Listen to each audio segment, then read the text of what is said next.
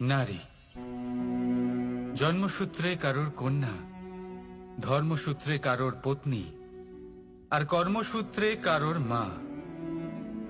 আমাদের মনে এই ছবি আঁকা রয়েছে একজন নারীকে নিয়ে, তাই না? একটা অতুলনীয় ভূমিকা রয়েছে নারীদের আমাদের জীবনে, আর নারী ছাড়া আমরা কিছুই নই। কিন্তু অধিকার, সেখানে আমরা একটা ভুল করে বসি। যখন নারী একজন কন্যা থাকে, যখন সে জন্ম নেয়, তখন তার ওপর অধিকার থাকে তার পিতার। আর তারপর যখন বিয়ে হয়ে যায়, তখন তার অস্তিত্বের উপর অধিকার থাকে তার স্বামীর। আর যখন তিনি মা হন, তখন নিজেই তিনি জীবনের সমস্ত অধিকার দিয়ে দেন তার সন্তানকে। কিন্তু আমরা কি কখনো এটা ভেবেছি এই জীবন হলো তার নিজের? যে নারী সবার কল্যাণ করছেন, তার জীবনের অধিকারও তার কাছেই থাকা উচিত, তাই না?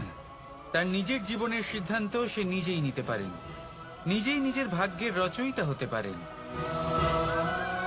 আর এর জন্য আমাদের নিজেদের পাল্টাতে হবে, দৃষ্টিভঙ্গি পাল্টাতে হবে। কারণ এই ধারণা সেটা আজ বা কালকের ব্যাপার নয়, এটা ঘটে চলেছে বহু বছর ধরে, আর চলতেই থাকবে যদি আমরা এটা না বদলাই।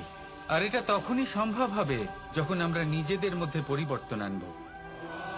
তাই আজকের পর থেকে, এই মুহূর্ত থেকে, কোনো নারীর ওপর অকারণ অধিকার স্থাপনের আগে সহস্রবার ভেবে দেখবেন।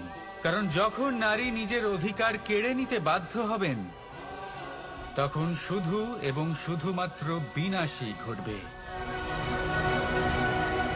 রাধা রাধা।